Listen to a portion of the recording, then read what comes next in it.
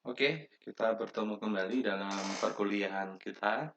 Pada kali ini kita akan membahas mengenai IoT atau Internet of Things. Jadi, pada perkuliahan transducer dan sensor pada kali ini kita akan membahas mengenai IoT atau Internet of Things.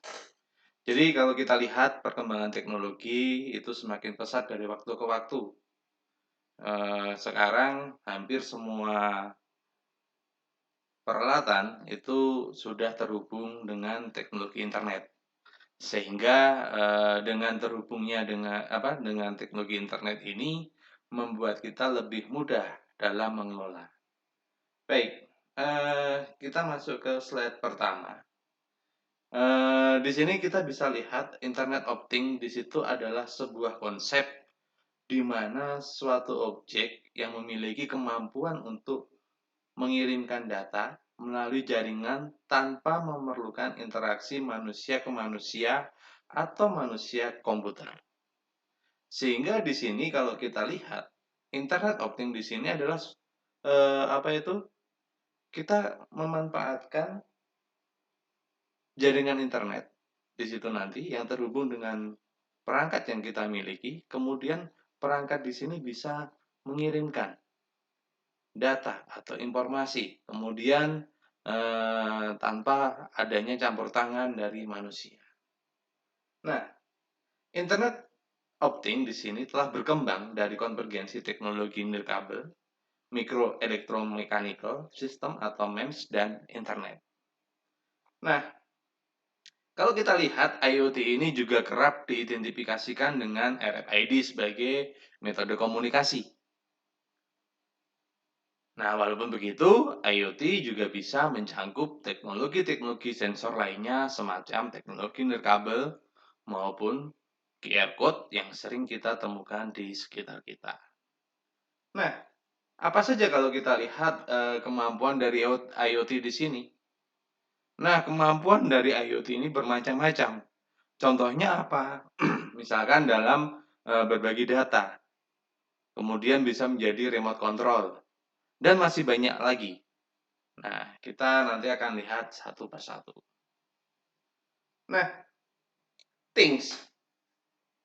Things pada Internet of Things itu nanti dapat didefinisikan sebagai subjek. Misalkan apa di sini? Yang pertama kita lihat orang dengan monitor implan jantung misalkan. Jadi di sini kita bisa melihat ketika orang itu di rumah sakit, di dalam rumah sakit di situ kemudian dimonitor jantungnya. Nah, bagaimana ritme dari jantung ini bisa kita amati dari jarak jauh. Sehingga dokter ataupun perawat itu tidak harus standby di dalam kamar. Dia bisa mengamati dari tempat yang lain. Kemudian misalkan kalau di peternakan, di situ kita bisa lihat hewan peternakan dengan transponder biochips. Jadi kita bisa memantau hewan di peternakan itu, dia ada di mana posisinya, itu bisa kita pantau. Kemudian misalkan yang lain lagi adalah ini pernah saya ceritakan di pertemuan yang sebelumnya. Jadi sebuah mobil yang telah dilengkapi dengan built-in sensor untuk memperingatkan pengemudi ketika tekanan udara pada suatu ban itu rendah atau bisa dibilang kurang angin di situ. Nah, jadi things kalau kita lihat di sini itu adalah bisa berbagai macam komponen. Nah, tantangan dalam IoT. Tantangan terbesar yang bisa menjadi hambatan dalam mengkonfigurasi IoT itu adalah bagaimana menjembatani kesenjangan antara dunia fisik dan dunia informasi dan bagaimana menyusun jaringan komunikasinya. Itu dikarenakan jaringan yang dibutuhkan oleh IoT ini sangatlah kompleks. Dan selain itu, IoT juga memerlukan suatu sistem keamanan yang cukup ketat. Jadi kalau kita lihat bagaimana kondisi dari jaringan ini nanti kita bisa konfigurasi entah menggunakan topologi star, kemudian topologi bus ataupun yang lainnya. Kemudian keamanan juga perlu kita perhatikan karena data yang kita kirimkan tentunya tidak boleh diambil di tengah jalan oleh pihak yang tidak berwenang. Itu adalah beberapa tantangan dari bagaimana konfigurasi jaringan, bagaimana struktur jaringannya, bagaimana menyusun jaringan komunikasinya, dan yang terakhir adalah bagaimana masalah keamanannya. Nah, unsur-unsur yang diperlukan atau unsur-unsur yang membentuk dari IoT nanti itu adalah yang pertama adalah AI atau kecerdasan buatan. Jadi IoT membuat hampir semua mesin itu menjadi smart.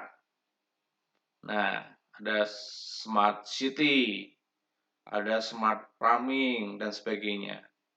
Nah, ini berarti IoT ini bisa meningkatkan segala aspek kehidupan kita dengan pengembangan teknologi berdasarkan pada AI atau kecerdasan buatan di situ. Kemudian yang kedua, itu adalah konektivitas.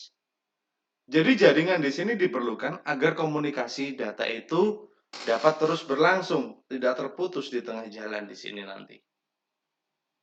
Sehingga bisa dibilang konektivitas di sini adalah 24 jam dalam 7 hari.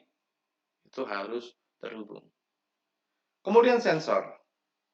Sensor ini mampu mendefinisikan instrumen yang mengubah IoT dari jaringan standar dan cenderung pasif dalam perangkat sehingga menjadi suatu sistem yang aktif yang dapat diintegrasikan ke dalam dunia nyata yang ada di dalam kehidupan kita sehari-hari. Jadi di sini nanti kita butuh yang namanya sensor. Jadi ini adalah unsur-unsur pembentuk dari IoT. Tujuan dari IoT itu adalah memperluas manfaat dari konektivitas internet yang tersambung secara terus-menerus. Jadi ketika kontinuitas dari koneksi ini terus-menerus terhubung di situ nanti kita bisa manfaatkan, kita bisa perluas manfaatkan. Misalkan di situ ada beberapa aplikasi yang bisa didukung dari IoT. Nah, kita bisa lihat di sini. Yang pertama ada smart home. Bagaimana kita bisa mengelola rumah kita dengan teknologi IoT? Misalkan ketika kita akan sampai rumah dan di rumah itu dalam kondisi kosong, kita ingin mengatur suhu yang ada di rumah kita ini begitu sampai biar sejuk lah. Di situ kita bisa gunakan IoT di sini. Misalkan 10 menit sebelum sampai rumah kita bisa perintahkan air conditioner yang ada di rumah kita untuk menyala. Itu contoh sederhana untuk smart home. Kemudian smart city. Jadi bagaimana kota cerdas di sini nanti bisa diimplementasikan, yaitu misalkan pengaturan transportasi publiknya, kemudian pengaturan pelayanannya dan sebagainya itu benar-benar bisa menunjukkan smart city di sini. Kemudian wearable. Wearable di sini berarti apa? Bisa dipakai oleh manusia. Tadi misalkan untuk monitoring implan jantung. Nah, ada lagi connected healthcare, terhubung dengan pusat kesehatan. Smart grid, nah ini yang dikembangkan oleh PLN. Kemudian connected car, smart retail, smart farming, dan sebagainya. Jadi di sini nanti key area of IoT application di sini sebenarnya sangat luas sehingga di situ kita bisa lihat dari tujuan IoT ini adalah bagaimana memperluas manfaat konektivitas dari internet. Nah, kita lihat di sini nanti IoT atau di sini nanti kita akan berbicara sistem kerja secara M2M atau machine to machine di sini nanti. Nah, bagaimana cara kerjanya di sini nanti? Kita bisa menggunakan bahasa pemrograman tingkat rendah. Misalkan ada bahasa assembler atau bahasa C. Atau menggunakan bahasa tingkat tinggi, yaitu dengan menggunakan Java, PHP di situ. Jadi untuk komunikasi hardware dengan software. Kemudian koneksi secara remote berbasis internet. Jadi di sini kita menggunakan TCP/IP. Kemudian kita mengenal soket dan port yang akan kita gunakan. Kemudian bagaimana nanti memanfaatkan sensor untuk men-scan atau memindai lingkungan di sini. Jadi di sini nanti sensor ini nanti untuk mendeteksi perubahan-perubahan yang ada di lingkungan kita. Jadi kita bisa memanfaatkan yang namanya WSN atau wireless sensor network di sini nanti.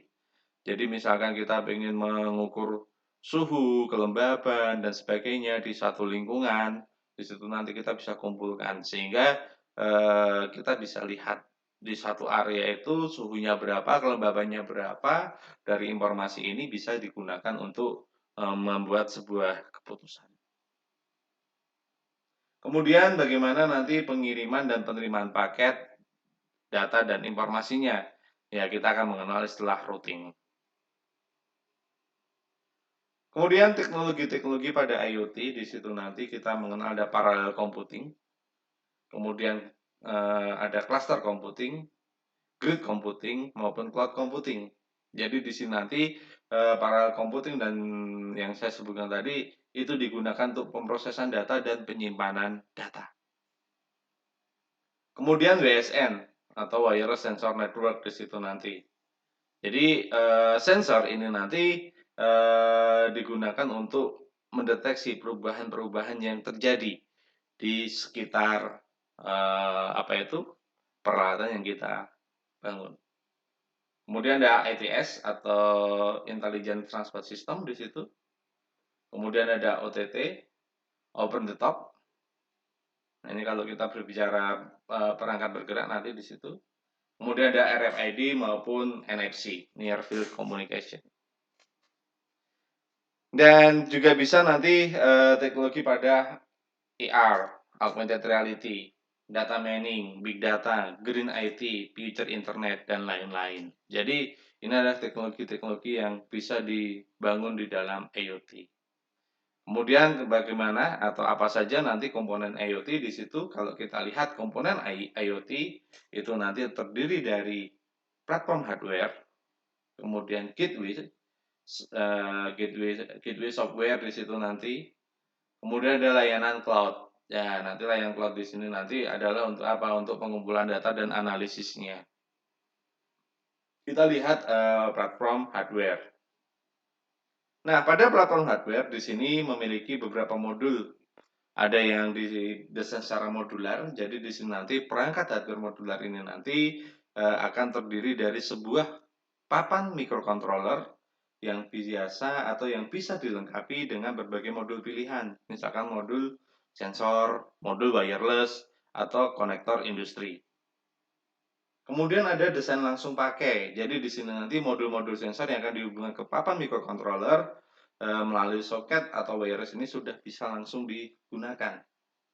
Nah, nanti untuk modul koneksi industri atau konektor industri itu nanti bisa terdiri dari beberapa standar. Apa itu? Standar industri seperti RS485, RS232, dan sebagainya.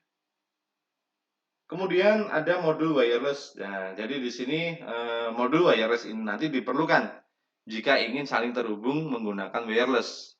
Jadi tanpa menggunakan kabel. Jadi modul-modul wireless ini nanti akan mendukung berbagai protokol seperti Bluetooth Low Energy, kemudian ada Wi-Fi, kemudian ada komunikasi radio 3G, GPS, GSM, GPRS, Bluetooth Pro, RFID, NFC ataupun yang expansion radio board di situ. Jadi untuk modul wireless di sini nanti ketika kita akan terhubung dengan jaringan tanpa menggunakan kabel.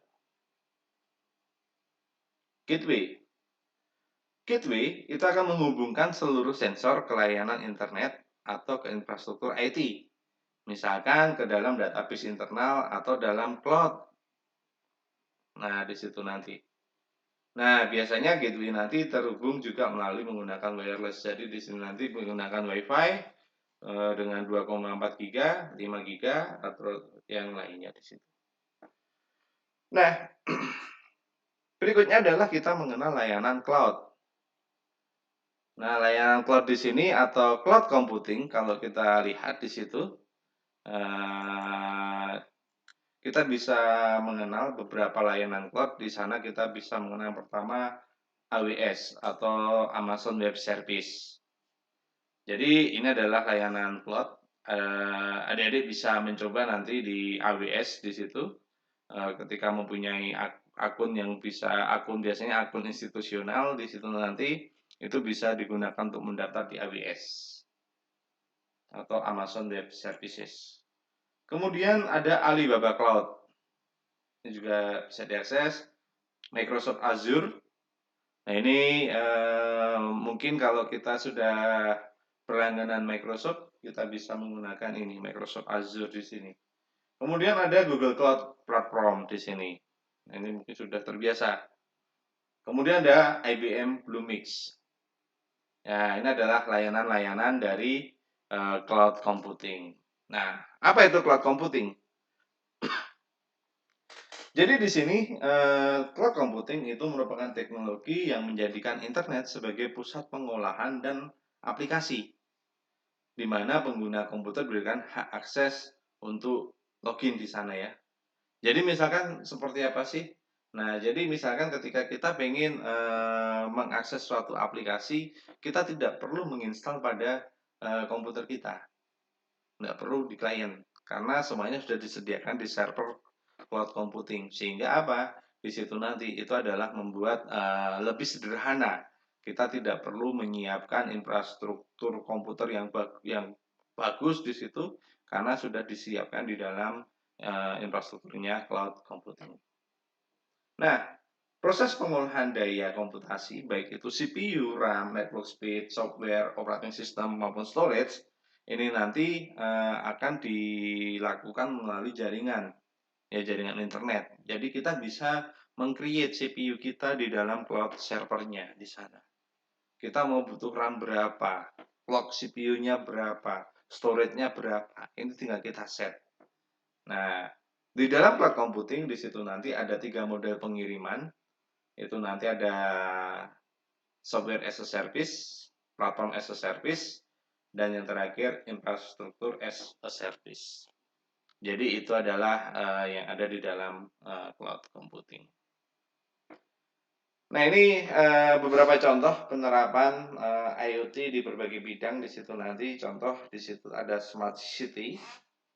Jadi di sini IoT bisa membantu membuat tata kelola kota yang efektif. Bagaimana wali kota, gubernur, bupati, presiden sekalipun di situ nanti bisa melihat apa saja yang terjadi di kotanya atau di negaranya di situ nanti melalui berbagai sensor secara real time. Kemudian ada smart mall. Jadi di sini nanti IoT bisa mendeteksi kehadiran orang-orang yang ada di dalam satu mall. Berapa tingkat kepadatannya? Kemudian berapa lama rata-rata orang berdiam diri di suatu tempat, berapa banyak pegawainya, itu bisa kita amati. Ada smart traffic. Jadi di sini nanti IoT juga bisa digunakan untuk menganalisis lalu lintas di situ nanti. Jadi kendaraan bermotor yang ada di jalan itu kita bisa analisis kecepatannya berapa rata-rata, kemudian tingkat kemacetan jalannya seperti apa, kemudian pelanggarannya kita bisa petakan. Security emergency di situ nanti IoT juga bisa digunakan untuk mendeteksi manusia, mendeteksi cairan, radiasi, gas yang bisa meledak. Nah, ini kita bisa gunakan untuk early warning system di situ. Kemudian IoT bisa meningkatkan keamanan dan membantu dalam situasi darurat. Retail. Nah, kita bisa lihat di sini IoT bisa digunakan untuk memonitor pengiriman barang, pembayaran melalui Near Field Communication atau NFC. Kemudian melihat tanggal kadaluarsa di situ ya. Nah, kemudian expirednya kapan bisa kita lihat. Kemudian mengatur rotasi atau penyimpanan barang di gudang. Nah, ini harusnya ini ke bawah ini ya. Berikutnya smart agriculture di situ nanti. Jadi untuk pertanian di situ nanti. Jadi kita bisa gunakan untuk mengukur kelembapan udara, kelembapan tanah dan sebagainya. Environment. Nah, ini juga bisa kita kembangkan di sana. Kemudian home automation. Nah, ini yang tadi saya ceritakan. Kemudian e-health, banking industry. Nah, ini. Jadi ini adalah penerapan-penerapan IoT di berbagai bidang. Kemudian, bagaimana nanti IoT ini bisa berkomunikasi? Jadi di situ nanti protokol komunikasi yang ada pada IoT itu nanti ada beberapa model atau beberapa jenis. Yang pertama kita mengenal MQTT API dan yang kedua adalah REST API. MQTT API di situ adalah protokol komunikasi ringan yang melayani publish and subscribe. Dan di sini nanti protokol MQTT di sini dia lebih ringan dari HTTP. Kemudian di sini nanti cuma untuk MQTT API di sini tidak selengkap REST API, tetapi di sini menggunakan MQTT API di sini nanti sudah cukup memenuhi kebutuhan sebagian besar dari IoT. Kemudian ada REST API. Nah, REST API di situ ya. REST API di sini adalah protokol komunikasi yang menggunakan endpoint URI dan memanfaatkan ketersediaan metode pada protokol HTTP. Nah, metodenya nanti bisa berupa apa? Berupa get atau post. Di situ nanti get itu untuk meminta data, sedangkan post untuk membuat data baru. Kemudian ada put untuk mengubah data dan delete untuk menghapus data. Nah, REST API di sini memberikan layanan lengkap terhadap pengolahan data pada IoT dengan tetap bersifat agnostik. Nah, kapan saatnya kita menggunakan REST atau MQTT? Nah, ketika kita menggunakan REST itu nanti pada saat apa? Misalkan perlu mengambil data dalam rentang tertentu dan kita butuh historical datanya. Kemudian memanipulasi data seperti membuat channel, membaca setting, menghapus data, atau membuat chart di situ nanti. Kemudian perlu respon yang berbeda atas metode yang dikirimkan, apakah itu menggunakan get atau menggunakan post, sehingga kita bisa menggunakan protokol REST API.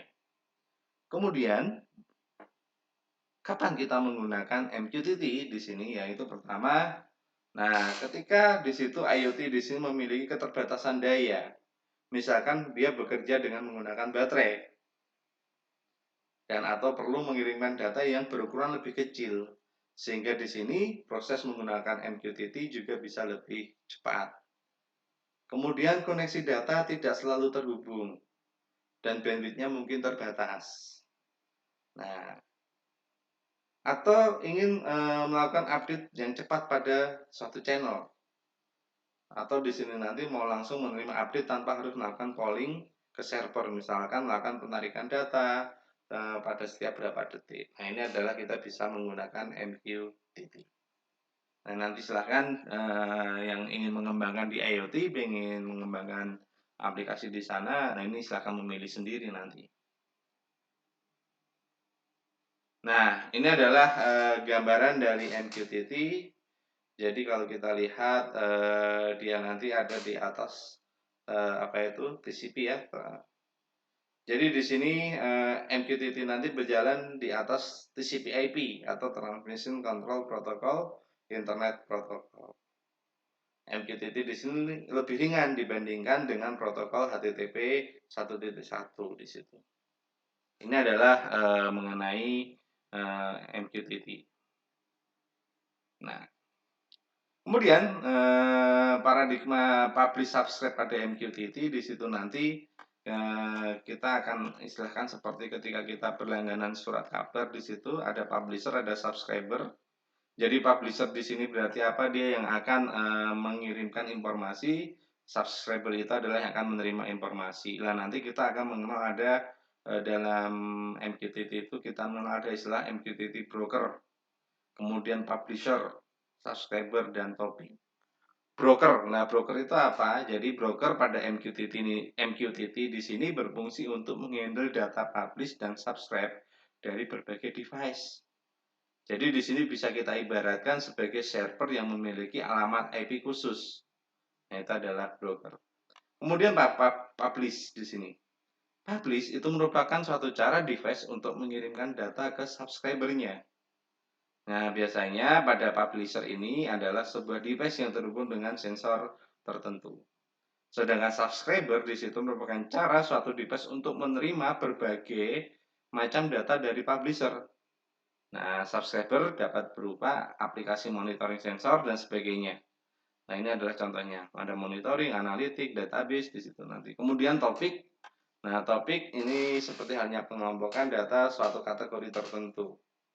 Pada sistem kerja MQTT, protokol ini, nah, topik itu bersifat wajib hukumnya. Jadi, pada setiap transaksi data antara publisher dan subscriber harus memiliki suatu topik tertentu.